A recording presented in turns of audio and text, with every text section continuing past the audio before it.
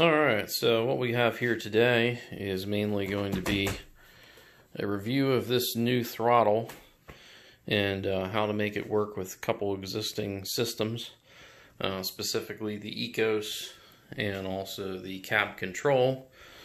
So long story short, basically this talks to this, and then this talks to that, and then that gets wired into that. Get it? It's a little more complicated than that, I think, but I've never done this before. This stuff's all brand new in the box, so let's take it out and take a peek at it. So let's first take a look at the sniffer.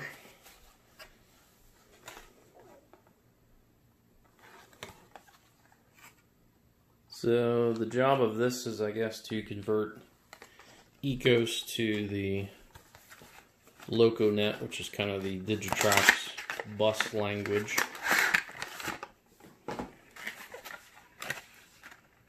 And we have our unit here. I hope these have English somewhere.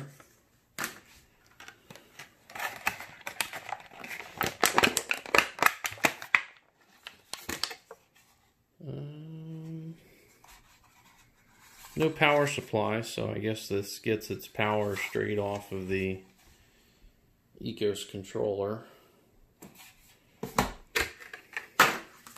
Let's see if these are in English anywhere.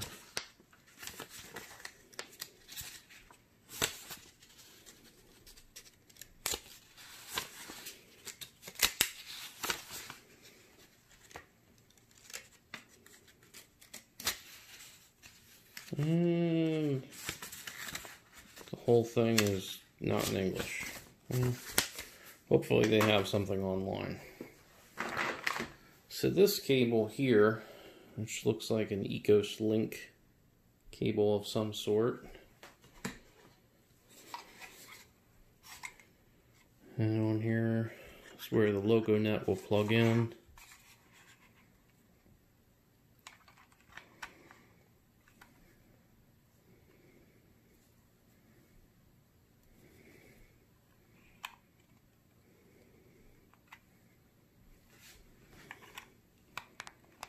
Looks like this only goes in one way. So I'm going to plug the other end in here to the back of this.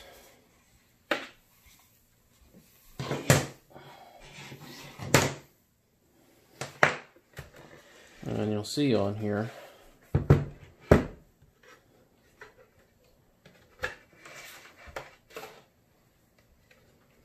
probably better if I just unplug all of this.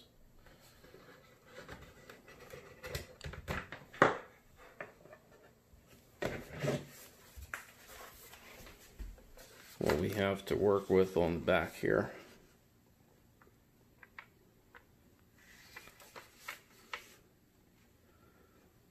So it's either Ecos Link or Ecos Link Extend.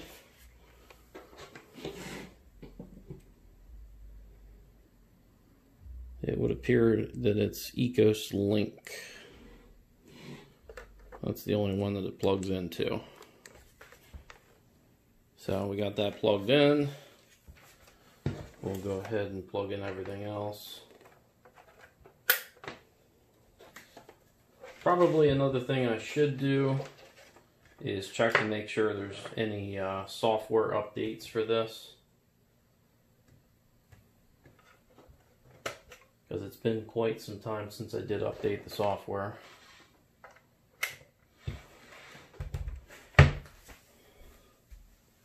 We'll see what it does here, see if it detects anything, or if we get lights or anything here. Kind of flying blind here, I haven't read any instructions on this. So far, nothing. Oh, we do have a blinking light there.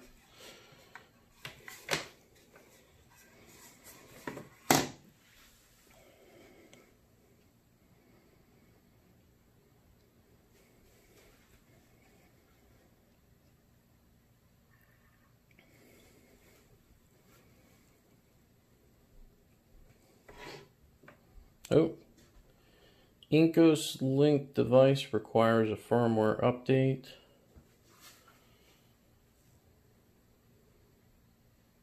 And it's doing something here. I don't know if maybe it's pulling it off of this, or if I still have to do an update. I'm gonna put it on pause here. So this little piece did not auto detect, so I'm having to update my Ecos software there. I've already done that on my cab control, so I know I won't have to do that on that part. So just waiting for this to finish up here and we'll get started. So update's complete, so we're going to try plugging this in here again.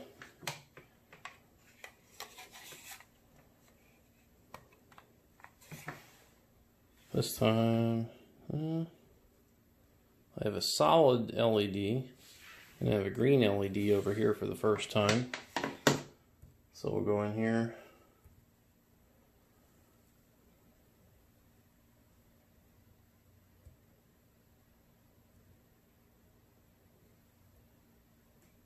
Not exactly sure what screen that was I was in.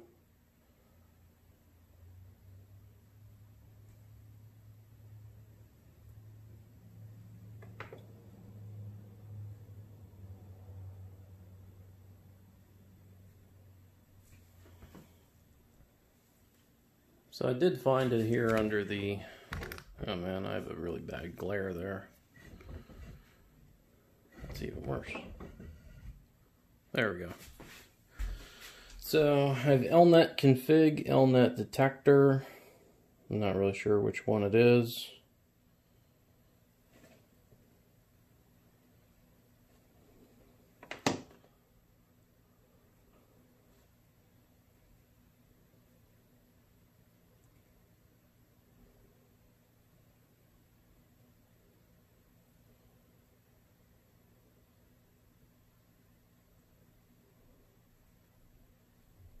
Guess we'll have to figure that one out later. So, moving on to the next piece that will hook into is our Digitrax piece here.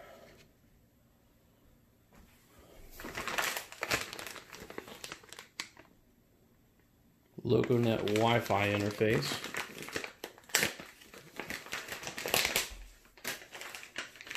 And in here we got power supply, LocoNet cable, and the module itself.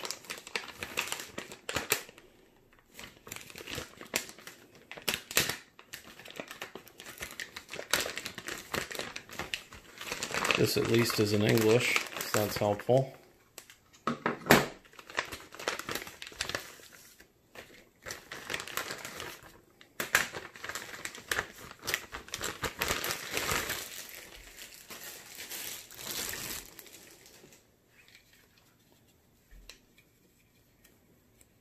So we'll go ahead and undo this.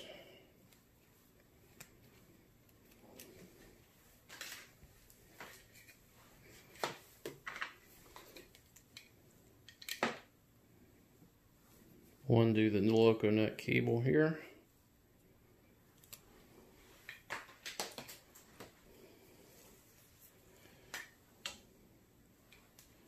So we'll plug our power supply in here.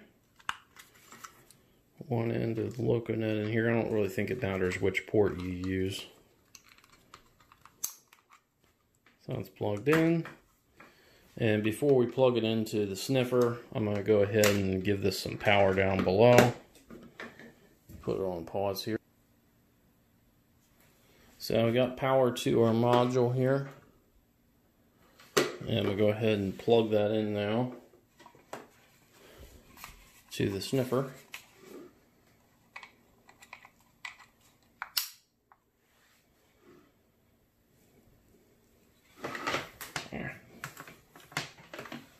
I will eventually mount these things elsewhere, but for now I'm just trying to figure it out.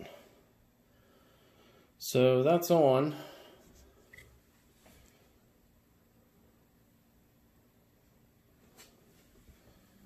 So let's get out the next part here. Now maybe we should take an actual look over the instructions. See if there's anything we need to do.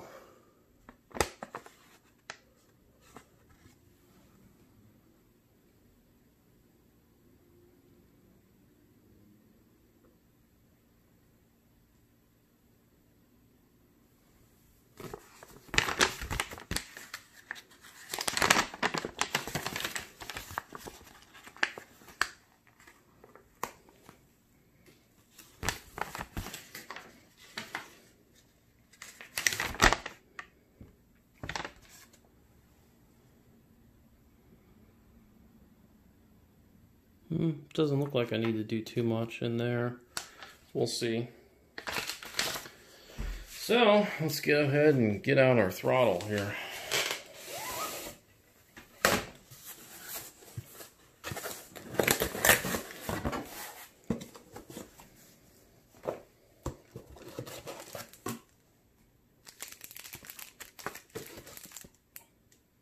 I imagine there's probably some software updates I'm going to need to run on this too, which I'm not really sure how you'll do that. They do give you batteries, that's cool.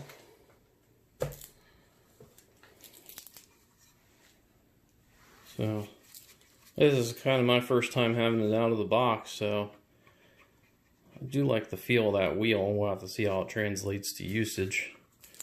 There's a little battery door on the back here. I'm going to go ahead and pop those in here.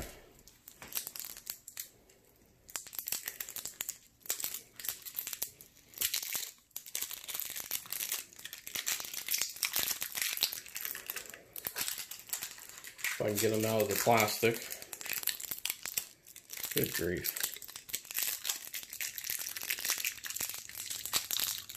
Well, I'm going to get a knife off camera and fix that.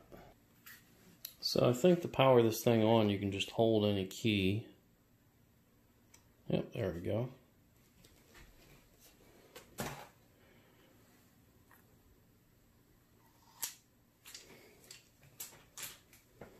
Oh, well, that was weird. It just turned itself off. Oh, there we go. So we're going to go through the tutorial here. Yep, okay.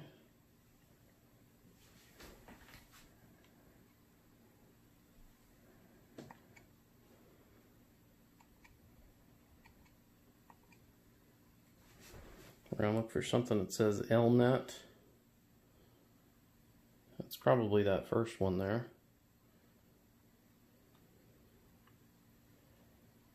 Yep, so we're going to select that.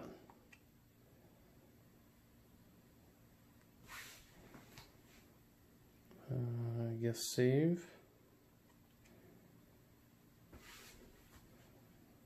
This might be easier than I thought. So, I have to read here on how to actually select an engine. So just paging through the manual here, it says to select a locomotive, there's supposed to be a little train button here. Select loco, it says. We'll do 6277 because that's what's on track.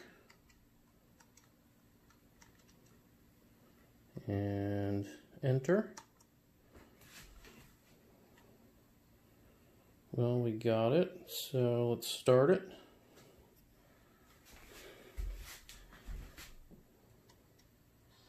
Oh.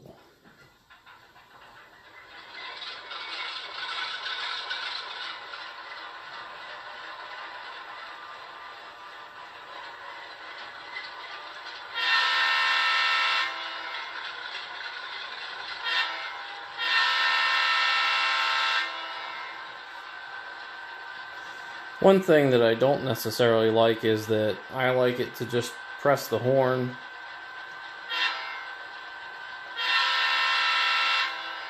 Well,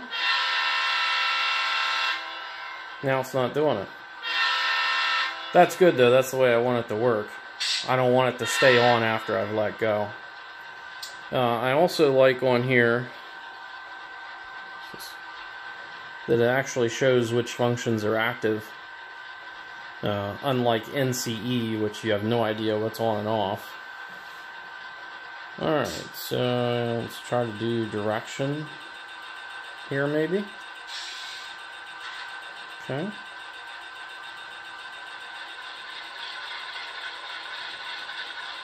Oh, that's very precise. I like that I can select an exact speed step.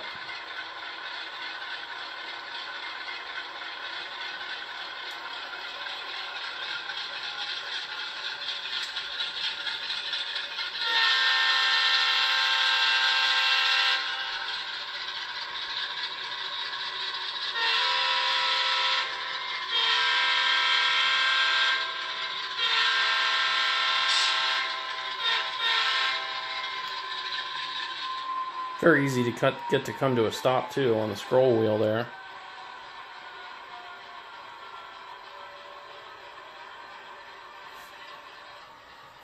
Alright, so I just want to cover a couple things here as far as the buttons. These seem to do whatever's up top here, but I think you might be able to program these. Of course, you have your individual speed steps here with the scroll wheel. You can also do by 10, which is pretty handy. Or you can also go individual. So that's kind of nice that you have those throttle control options there. You got your direction here. And the arrow is your shift button. So if I wanted to access, say, functions 10 through 19, you'll see that little 1 there. If I hit it again, it'll go to number 2, and then we're back down to our single digit functions. So that's better than some other shift features that I've seen before. Of course, this selects locomotive.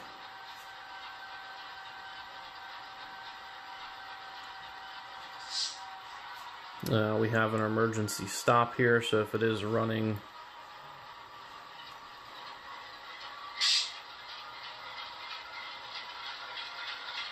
where is he out here?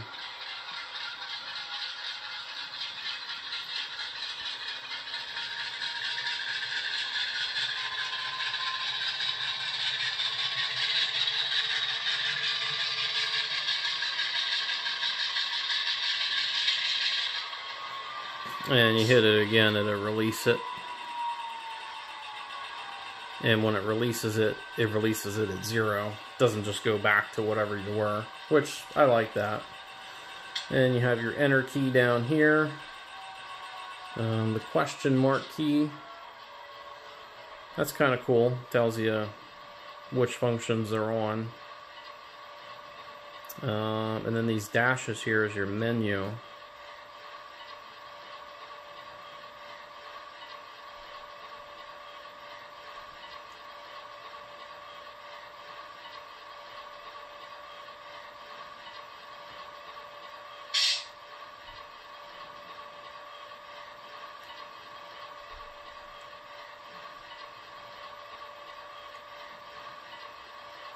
So if I wanted to set, say, this button here to bell,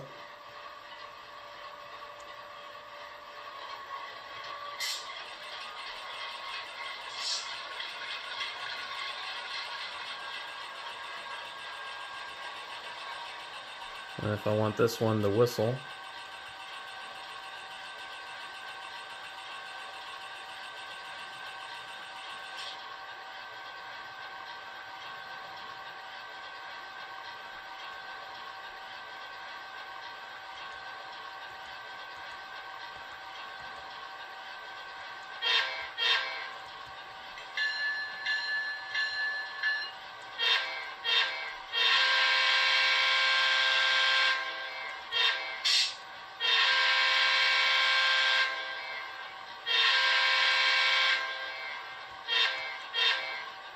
pretty neat. Very easy to program. I would probably use bell, horn, maybe mute here. I'm not sure I would use what I would use with the other one here, but I mean, you can program it to whatever you want. I did also walk around a little bit to see what the range was, and I walked probably a good 25 feet away, and I was sitting there just tapping on the horn and seemed to have no problems whatsoever registering immediately.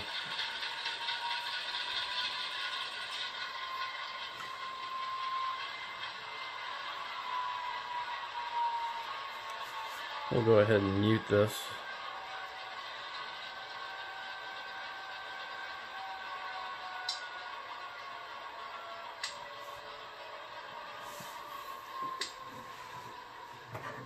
And just to show you size-wise how this matches up, this has a much better feel in the hand, whereas this is, it's just rectangle.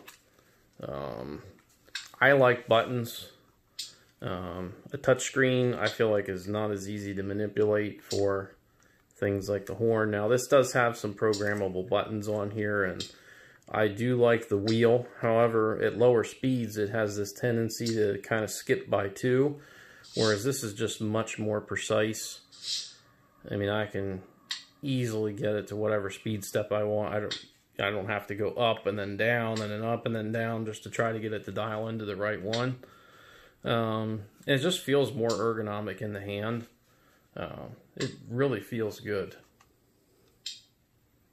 And there is a little flashlight on here that you can trigger. I'm not entirely sure how. I'm sure it's in the settings there somewhere. But we'll go ahead and wrap it up here. So the last part I want to touch on here before we do wrap it up is this is an ESU Cab Control System. And on the back here, because this is a very, very similar ESU system to the, I have the 50200 Ecos command station. On this one here, it basically has that LocoNet sniffer built into it. So all you would really do in order to make this work with the Digitrax piece there would be to simply plug your LocoNet cable right here. For the rest of the process, the throttle is already kind of bonded to that piece. So in order for me to move that throttle over and use it with this system, I don't really have to reprogram anything. I can just plug it right in here. You can't use it with both systems at the same time. It's got to be one or the other. Because basically that throttle is talking to the Digitrax piece there. It's not talking to the Ecos directly. The only one that does that is the Ecos remote itself. So let's wrap it up here. I could not be happier with how easy that was. I expected this to be a little more complicated, or I would have to do some extensive setting up in the throttle, or do something with the Digitrax piece, or go through more with the Ecos. Probably the only part of this process that was a little bit time consuming was doing the software update on the Ecos itself. Same deal with the cab control. You'll want to make sure to have the latest software on this. If you just plug it into the LocoNet port here, probably not going to work, because that wasn't really supported in the earlier software versions when this was released. And that LocoNet converter itself is pretty new to ESU, so be sure to do the update on this. There's videos that ESU themselves have put out on how to do that. So I'm not really going to cover the software updates aspect of it. I believe there is software updates for the TCS as well. Not really sure how those will get over to here. Perhaps in a future video I'll cover that. But again, really happy with the setup process. It's easier probably even than what it needs to be. Really like that. I love the feel of this. It is a little bit on the pricey side. It's about $300. Maybe with some discount codes you can get them for like 10% off somewhere on some of the online sites out there. I picked mine up from DCC Train in Cincinnati, Ohio. Alex does a lot of videos on YouTube. I love his videos. His channel's called DCC Train. Be sure to check that out. The Digitrax piece here, this came from the Yankee Dabbler in New Jersey. And the LocoNet sniffer there, that came from Iron Planet Hobbies. So that's where I picked up everything. And the costs on all this stuff, like I said, the TCS throttle, it was just a tad under $300 there. The Digitrax piece was, I think, around 70-ish, and same deal on the LocoNet converter. So altogether, roughly, it's about a $450 add-on to this system. So that's pretty steep. By comparison, you can get an entire cab control system brand new for $400. So something to consider there. This is not a cheap upgrade, but if it's something where you really love to run wirelessly and the throttle is very important to you, I really like this. I suppose in time I'll be able to better tell you whether it was worth the money or not, but I really, really like it. And again, it does have compatibility with other types of systems. Obviously, Digitrax is going to be easy there. It works with ESU Ecos, as we've saw here. I believe NCE has some sort of Wi-Fi adapter that you can hook up to that it'll run with that.